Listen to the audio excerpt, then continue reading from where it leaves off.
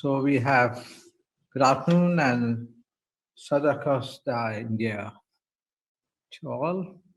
And it's my special greetings to Dr. John for giving me the opportunity to interact with you all today. It has been a wonderful session for the last 2 days, and I have thoroughly enjoyed it. And our experiences has been quite similar to what people have been discussing throughout these 2 days, including what presentations have been made by people today. And um, without any ado, I go ahead with what we had to present here. Uh, we had for the first milk bank in 1989. Subsequently, we had that was started in Mumbai, and then we had a lull of none of them came through till last around 6 to 7 years back. We started having more and more, and today we have more than 80 uh, milk banks, along with four zonal reference center, including one of mine and a national center. The two arrows which are shown are the two main districts of Rajasthan and Tamil Nadu, where you have a lot of concentration of milk banks. And there are certain areas in the country which still don't have milk banks here, and that is a major drawback. Our experiences with the initial milk bank concept made us believe that we may not be using it just for donation purposes, and we changed our protocols to what we call the CBT protocol of counseling the mothers and insisting on or focusing more on the breastfeeding and the expressions. And then last came the donation of the mother's milk. And because of this, a kind of a standard procedure was being followed. We renamed in our country the milk bank as a comprehensive lactation management centers, which gave an idea that we are more focusing on the counseling and the feeding, breastfeeding to be promoted. Because our experiences with our milk bank out here, we found that had not been able to reach the 100% breastfeeding protocol for quite a long time, despite our very intensive efforts. And we found that introducing qualified counselors in all our areas were actually pushing up the rate to 98 to 99% of success in breastfeeding. And we have an article from Dr. Maheshwar and Sushma who clearly depicts on how the focus was made in our country on targeting from the lowest point of lactation management centers to units to CLMCs. CLMCs are one which now would have all the factors of promotion as well as having a milk bank where pasteurization should take place. The smaller units like lactation management centers and lactation management servicing units would just be like for promoting and storing the milk, and also for counseling the parent mothers to be for promoting the breastfeeding. So that's how it started off with lactation support units at all delivery points to a comprehensive lactation management being center being the milk banks, which actually seen all over the world as per se. But what happened in the early phase of COVID infection was there was a lot of confusion. There's heterogeneous views to feed or not to feed, should be the baby be the mother, can the pasteurization milk make milk safe, and huge number of questions came in. I think most of the people have addressed those questions till we got some documents from the WHO, UNICEF, and even the government of India. And also when the babies were sick, we found that we had to put them in the NICU, and they were giving the donor milk. Some institutions were able to arrange the express milk for the mother because there was a lot of problems in translating that into our NICUs because there is apprehension in the staff, despite the fact that our educate counseling was being done. But in many of the centers was being practiced that express breast milk was being provided from even the COVID positive mothers for their babies. And the babies were found to be positive. They were segregated into a nursery till they recovered, and then they shifted back to the mothers. And if they both were turning out positive, they kept in the same ward so that there It's fortunate for us that since the guidelines changed on putting the mothers and babies together, we found it very convenient because logistically it was very difficult for us to separate the mother and the baby. As a conventional thought process in our country, also, we had to keep them together. And though we all later on found that the pasteurization of this milk would be safe, yet we did not take any donation from the COVID positive mothers till she became free. Until then, those babies, especially preterms, which were delivered to these COVID positive mothers who are in the NICU, were given the donated milk from the milk bank. The downside of this particular aspect we observed as a social problem was whenever the mothers were being counseled regarding the collection for milk bank, these mothers were naturally kept away from donating, and they usually felt that if my milk is not, safe for donation purposes, is it safe for my own child? And it took a lot of our counselors to really work hard on this aspect to convince them that it's not true, and they can definitely start donating after their infection is taken care of. The later phase, we found that mothers could feed their baby even if the baby was negative, and that helped us to really promote the breastfeeding. This is supported by the fact that the mother to baby transmission negligible as per the WHO documents. We were able to do it very conveniently in explaining to the mother that they can keep the baby together and feed despite and taking all the precautions. And of course, as I said earlier, we did have some logistic issues. Many of the centers throughout the country has the same problem of actually segregating the mother as was initially recommended. One of the major factors of our success in initial phase was when we used to keep the mother till she became for a quarantine period for 14 days inside the hospital premises, and that helps us to establish the lactation very well. But unfortunately, what happened was once during the second wave, the crowd becomes too much. So we had to start discharging the mothers if she was stable for home quarantine.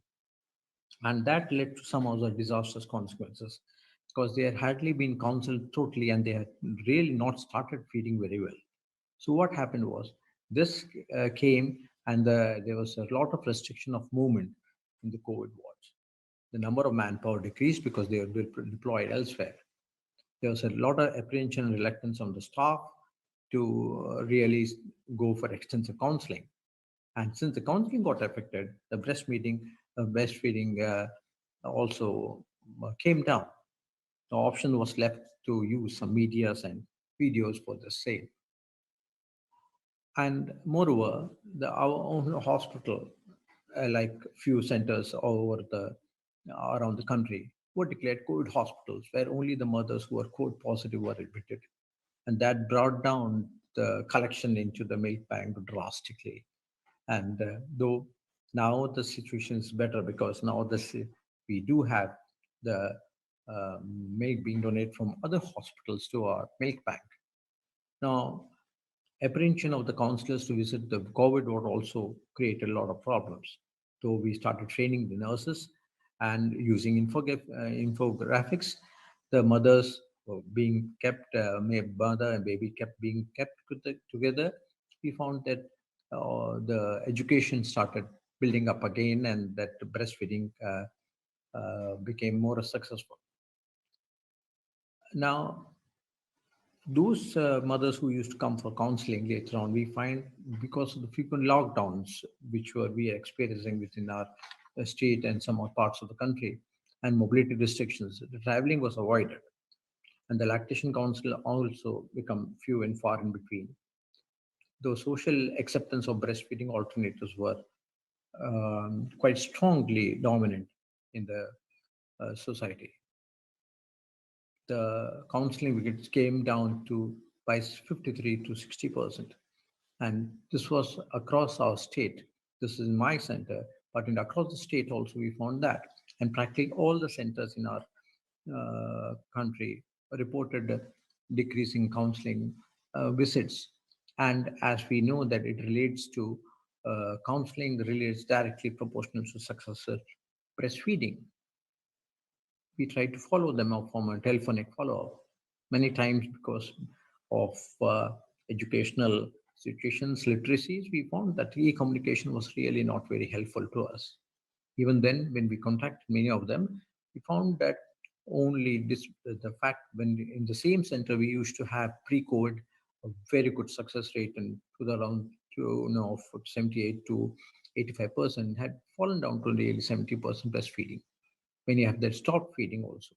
And the reasons given were that inadequate stress, inadequate milk because of stress, increased responsibilities. In some, unfortunately, the family separated the baby from the mother till she came out to be negative, or they considered that probably the baby would be affected. And this was one of the social issues we had to tackle during counseling. The poor weight gains, non-resolution of feeding difficulties, because this were being initially addressed to by physical counseling and maternal depression. And some of them situations we have the death of those mothers also, which led to the babies being put on top feed. What strategy can we adopt in this situation? We used media, we used a online presence by counseling them, where something is better than nothing as such, because online counseling was tried quite extensively. And here we also used videos and all forms of media, infographics. And but one should understand that counseling is not an easy job. We had realized it very early that this was one of the studies which we did. We found that any time for a successful counseling to take place, the counselor has to spend any time from 75 minutes to even 140 minutes of time for counseling, depending on the pathology which was involved. And if that was true, then naturally only physical counseling would have helped the mothers to be successful. And that was a major drawback. So nothing can basically replace the physical counseling.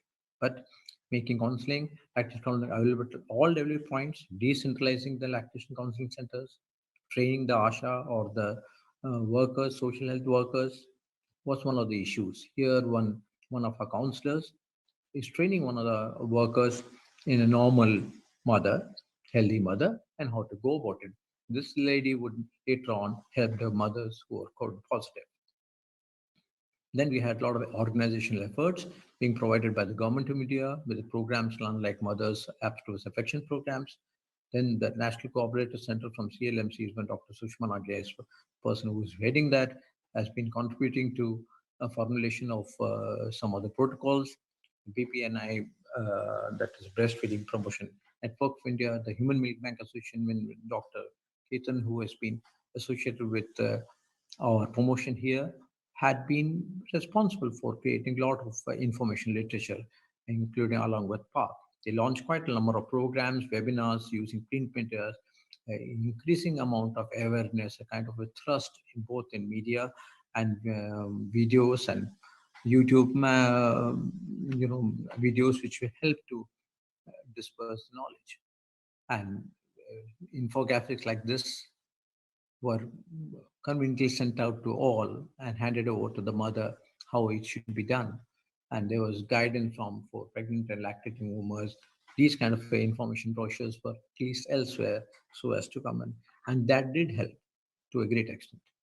Even social media, an extensive promotion during this COVID times, uh, mothers came forward from the community to donate, and that was had not been there initially because we had never promoted a community level participation. Some centers in our country did have community participation, but and that helped the training of the personnel in both the quality control and the management of milk banks helped.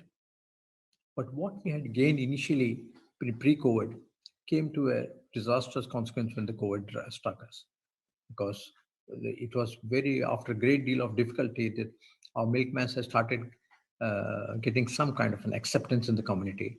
And there is a disappearance of commercial formula milk from the NICUs.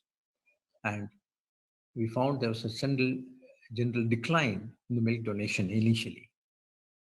And this donation came because of the interference on the pattern of the mm, donation from the mothers, because most of the centers in our country were having a kind of a cross-sectional donation. There is no longitudinal donation that is coming from the community, except for few centers. And those centers who had actually encouraged community participation were able to recoup from this and start getting better donations. And these were actually by motivating the mothers to supply to directly to the center, or being the house-to-house collections.